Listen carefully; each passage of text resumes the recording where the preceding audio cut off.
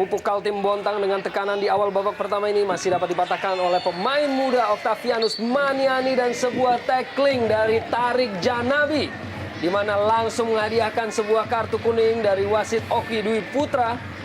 Kartu kuning salah satu yang tercepat mungkin di Jarum Indonesia Super League kepada Tarik Janabi. Ya, sebuah pelanggaran yang pantas diganjar dengan kartu kuning. Kita bisa lihat dia mencegah lawan dari arah depan. Dan seperti tadi Bung Arya bilang, 24 detik, tapi Tarik El Janabi sudah memperoleh. Sebuah umpan yang cukup baik, Esteban Gien umpan dalam kotak penalti dan sebuah terjangan dari Herman Batak.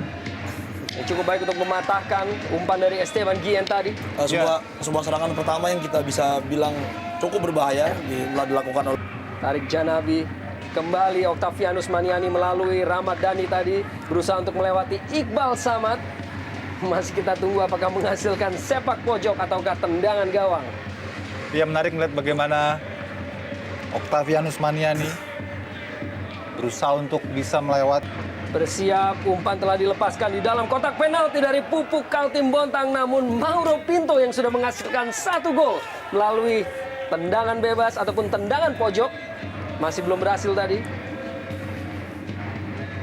Kita saksikan gerakan dari Mauro Pinto, sebuah overlap. Masih Tarik Janabi, umpan kepada Iswanto, duel. Tidak berhasil dimenangkan oleh Iswanto tadi. Okto Maniani dengan umpan yang cukup baik, namun ada Joko Sidik yang melakukan intersepsi sebelum Eli Aiboy dapat menguasai bola tadi. sebuah peluang tadi, Bung. Sebuah serangan balik yang dilakukan cepat oleh tim PKT Bontang, namun sayang sekali Iswanto gagal menguasai bola sehingga terjadi serangan kembali yang dilakukan oleh PSMS Medan. Ya, kita lihat bagaimana Eli Aiboy.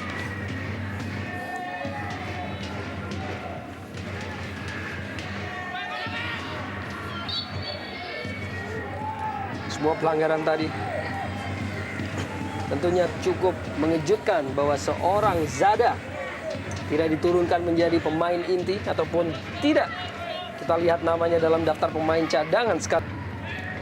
Rahmat Afandi, Esteban Gien dapat dicuri oleh Titus Bonai dan duel antara kedua pemain akhirnya menghasilkan sebuah tendangan bebas bagi Pupuk Kaltim Bontang. Ya, kita lihat bagaimana Esteban kalah berduel melawan Titus Bonai.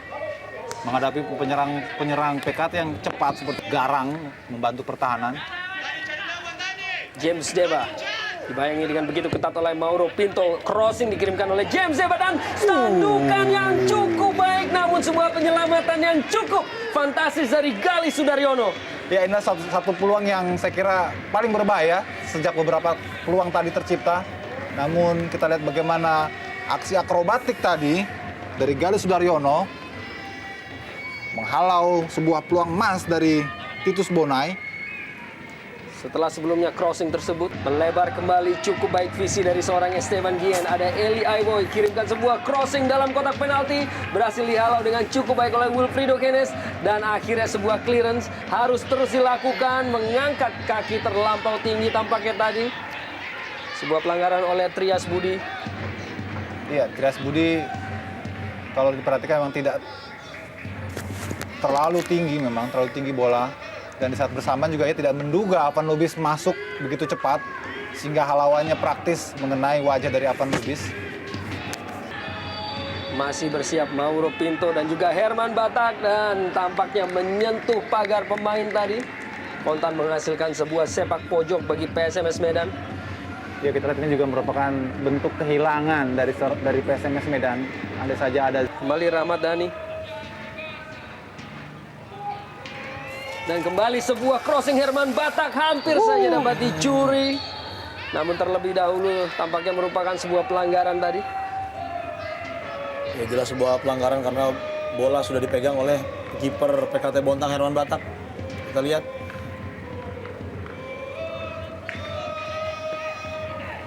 Rahmat Afandi tadi yang berusaha untuk mencuri bola. Dan memang belum sepenuhnya, walaupun akhirnya Lubis kembali melebar. Edi Sibung ke tengah, kembali berada dalam penguasaan dari Mario Kostas. Sebuah penyelamatan yang sangat baik dari tendangan Rahmat Afandi tadi oleh Herman Batak. Ya, kita lihat bagaimana sebuah bola volley tadi yang dilepaskan oleh Rahmat Afandi. Namun kita lihat juga tidak lepas dari kontribusi. Dua sudut gawang PKT Bontang sehingga bisa diselamatkan. Afan Lubis, sebuah tandukan dari Iqbal Samad tadi untuk mengeluarkan bola dari kotak penalti. PKT Bontang masih, dan akhirnya sebuah tembakan langsung berada dalam penguasaan dari dan gol. Masih kita tunggu apakah yang terjadi, apakah terjadi sebuah gol. Ruben Karel Sanadi tampaknya. Masih terus kita tunggu tanda-tanda dari pengadil pertandingan. Tampaknya memang terjadi sebuah gol bagi PSMS Medan. Tidak terjadi sebuah pelanggaran offside tentunya. Ya, saya kira sebuah gol yang sangat sah memang. Kita lihat laju bola begitu lambat. Dan di sana Ruben memanfaatkan itu. Kita lihat terjadi sedikit deflection. Dan Ruben tidak terkawal. Dengan mudah saja ia membelokkan bola. Kita lihat. Dan inilah merupakan sebuah gol yang sulit diduga oleh Herman Batak. Iya. Tidak ada satupun pemain PKT Bontang yang memperhatikan Ruben sehingga tiba-tiba ia muncul berlari tepat di garis offside dan dengan mudah menceploskan bola yang sebenarnya sedikit lagi hampir saja diambil oleh kiper Herman Batak. Ya, Gol tadi kembali kepada Iswanto, beroperasi di kanan kini. Sebuah crossing tadi membentur Mauro Pinto. Tampaknya menghasilkan sepak pojok. Pemain yang sebelumnya beroperasi di sayap kiri kini sedikit berpindah. Dan tampaknya masih Tarik Janabi, penguasaan bola yang begitu prima pada Imral Usman. Bermain ke tengah pada Yves Kalamen. Berusaha untuk melakukan keeping tadi, namun tampaknya jadi sebuah cedera terhadap Yves Kalamen. Sepertinya cedera yang kita lihat. Inilah Bung Arya yang sering kali terjadi. Seperti ini tampaknya pemain akan mengalami cedera yang sangat serius karena tidak ada pressure dari lawan dan dia dalam posisi menguasai bola. Apakah ini menjadi sebuah cedera ligamen? Yves Kalamen merupakan pemain yang baru bergabung di putaran kedua di kubu Pupuk Kaltim Bontang. Pemain asal Kamerun yang juga memiliki beberapa international caps bersama tim nasional Kamerun, berusia 31 tahun. Tentunya sangat disayangkan apabila ia harus menderita cedera panjang. Ya, tampaknya ada aba-aba dari ofisial tadi dengan menggulung-gulungkan tangannya. Tanda tidak lagi bisa melanjutkan pertandingan. Dan ini kita lihat bagaimana cuplikan ulang sebuah gol dari Rahmat Dhani.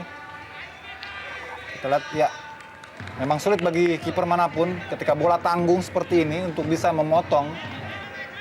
Terus-menerus tekanan kini dilakukan oleh tim PSMS Medan. Ruben Karel dengan gerakan yang sangat baik memutar badan. Tidak diikuti dengan penyelesaian yang cukup baik. Iya, kita perhatikan sebelum aksi Ruben ini yang membahayakan. 3 kali Eli Aiboy dapat melepaskan umpan crossing yang begitu enak tanpa pengawalan. Ini yang sangat menarik. Di mana sebetulnya para pemain PKT memperlakukan Eli Aiboy begitu leluasa. Sehingga harus keluar digantikan oleh Satria Ferry di penghujung babak pertama ini.